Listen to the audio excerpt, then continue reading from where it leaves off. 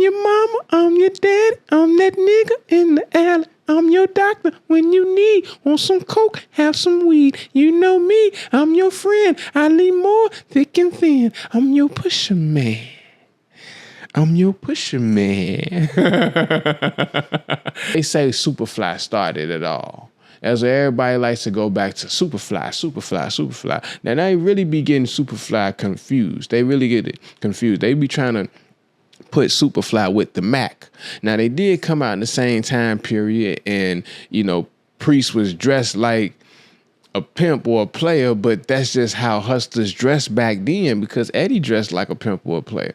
But they was drug dealers, you know what I'm saying? They was hustlers in the profession of selling dope.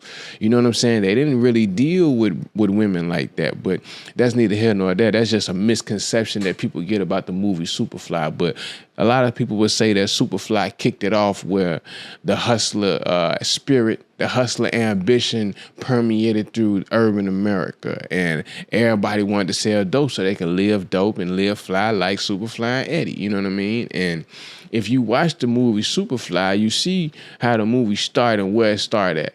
He started off, he had this white broad crib, looked like they downtown somewhere real nice, you dig? And he laying there with her, you know what I'm saying? And he get up out the bed, you know what I'm saying? Before he got to bed, she said something like, Prince woo woo woo. He was like, yep, I gotta make a pickup. Shout out to Ryan O'Neal, man. Back in the day, them dudes talked. They had their little way of talking, didn't they? I gotta make a pickup. Talk like you press buttons on the keyboard and he say what you typed. Got that AI 1970 voice. But he left there, got into a Fleetwood Cadillac. It looked like something real fly. Might have been an L Dog. I can't. If somebody correct me, please let me know what kind of Cadillac that was at the beginning of Superfly that Priest got in when he pulled off from the White Broad crib. Remember, they was trying to tow his car. They were going to give him a ticket or tow it. I think they were going to try to tow it, right? And he came out just at the right time with the big, you know what I'm saying, big brown fur on, you know what I'm saying? He was fly, super fly, quite literally. You know what I'm saying? Got in the car and pulled off. Now you, as the credits is rolling, you seeing him ride through the city, and my man Curtis Mayfield, you know what I'm saying? Little child running wild, watch a while. You know what I'm saying? Now the Superfly soundtrack is like, it's heralded as one of the best pieces of music compositions ever put together. And I ain't gonna lie, it's hard pressed to find something better. That Superfly soundtrack got a Jones running through my bones. You know what I'm saying? I'm your mama, I'm your daddy, I'm that nigga in the alley. I'm your doctor when you need. Want some coke, have some weed. You know me, I'm your friend. I lean more thick and thin. I'm your pusher man. I'm your pusher man. Right? And that whole movie is just full of the hustler spirit, but you see him, he get back to the ghetto, he get to the hood where he do his business, where he do his trade. You see what I'm saying? And what happens is you got two dope fiends, two junkies walking down the street, right? And they doing the 1970s boogaloo walk, man. And you got, come on.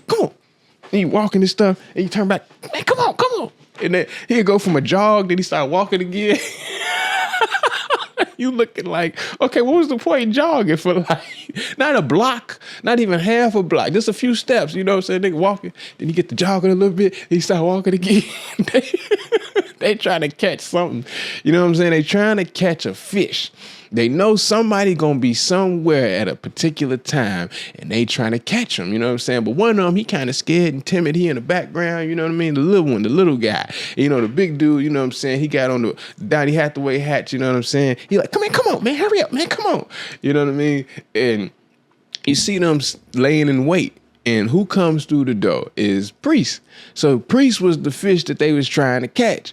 And it was too big for them. You know what I'm saying? They bit out more than they could chew. Priest ended up whooping both of their ass, chasing them down, making one dude throw up, you know what I'm saying? Because they tried to jack him for what they jacked him for. He whooped dude quick, chased the other dude down, beat him up, took, what he got off him. And the next thing you know, he was rolling. Now that scene is important because even though he was about to get his car towed, even though it didn't appear as he belonged in the area that he was in, nobody was trying to catch him at that particular time. I mean, depending on the way you look at it, you know what I'm saying? Because it's always a bigger fish in the ocean. It just depends what body of water are you playing in. And that's kind of what I want to talk about, you know what I'm saying? Because if you have no attachment to your past or where you came from, you at least know where you came from, so you know where you're going. You don't have to be attached to where you came from to know where you came from. Of course you know, because you was there. You know what I'm saying? But the past ain't real, man. You know what I mean? The past is for suckers, to put it plainly. If you somebody who living in the past or attached to where you came from, so attached that you can't move forward, you ain't got no mobility, that means you're going to stay in a small body of water. Right? And if you really want to catch the big fish, where do you go to catch the big fish? That's the question of the day. Where do you go to catch the big fish? If you's a real hustler, you know what I'm saying? And you don't want to just keep nickel and diamond. You don't want to catch the small fish because you can only eat so much messing with small fish. And depending on how much you eat, that's how big you get. And depending on the size of the environment that you in, you can't get no bigger than that. So you got to go where it's bigger to catch the big fish. You know what I'm saying? Small fish are in ponds. Big fish are in oceans. Everybody know that. Little kids know that. They teach you that in kindergarten or first grade or something. You know what I mean? And even if you don't learn it in school, a lot of kids growing up, during our era, they would have goldfish. Now, I never got a goldfish. Closest thing I got to goldfish was the crackers, and even those was expensive. So you couldn't really get those blasted goldfish. Anyway, depending on the size of the bowl you put the goldfish in, it dictates how big the goldfish can get. So if you got the goldfish in a small little, what do they call them? Fish, not even a tank, it's a bowl, fish bowl. Then it can only get that big. If you put it in, a medium-sized fish tank, it can only get that big. If you put it out in the pond, the ocean, so on and so forth, the goldfish could reach the extremity of the biggest fish depending on the size of its environment, right? And the big fish obviously can't survive in those smaller conditions, right? Well, you'll see somebody who has a shark tank, but depending on the size of the tank, that's how big the shark can get, so on and so forth. So what's the difference? It's not just the size, it's the aesthetic, because it looks different inside of a fish bowl. It looks different inside of a fish tank, inside of a pond, a lake, an ocean. They all got different aesthetics.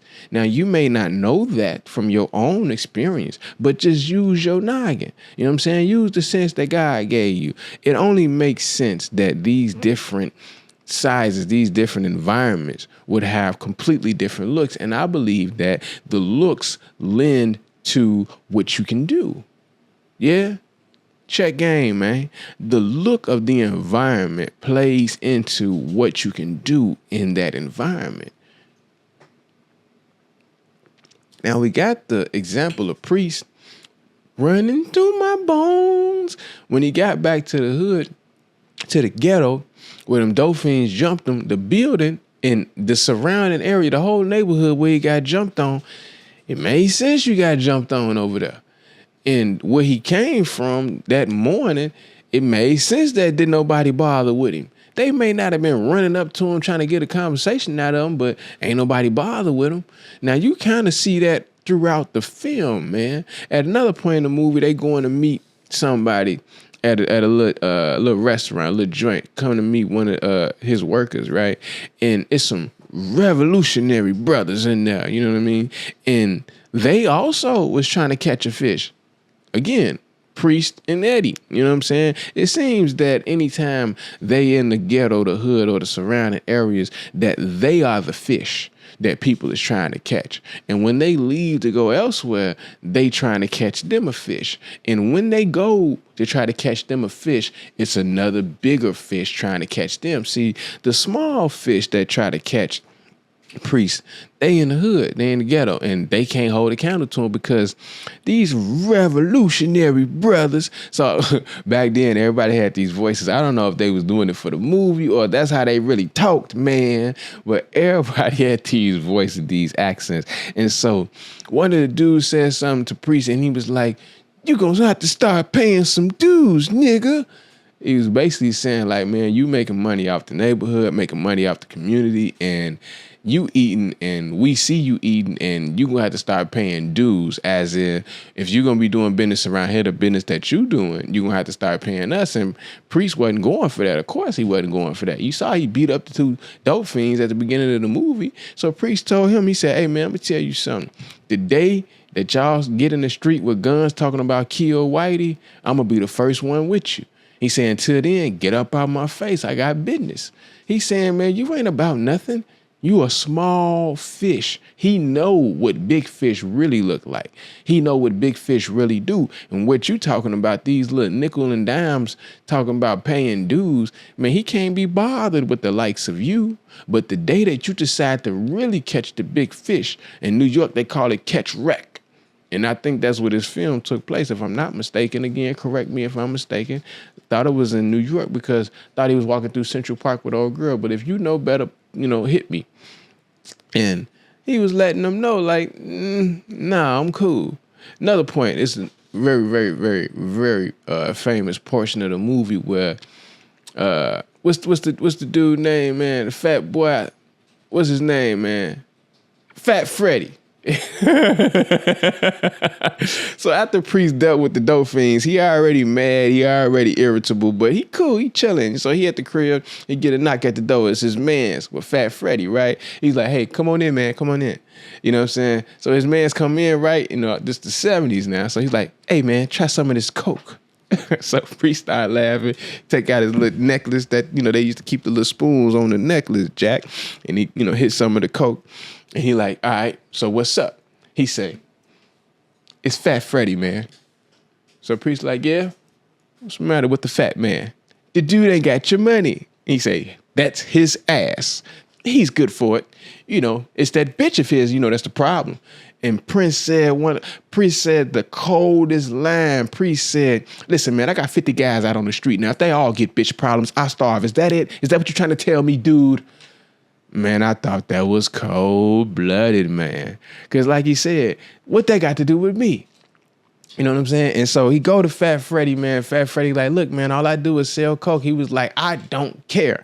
You know what I'm saying? He said, "Either you gonna go out and get my money tonight, or I'm gonna take that whore of yours and put out there on Whore's Road." He's like, "Come on, man, that's my wife." He says, "So what?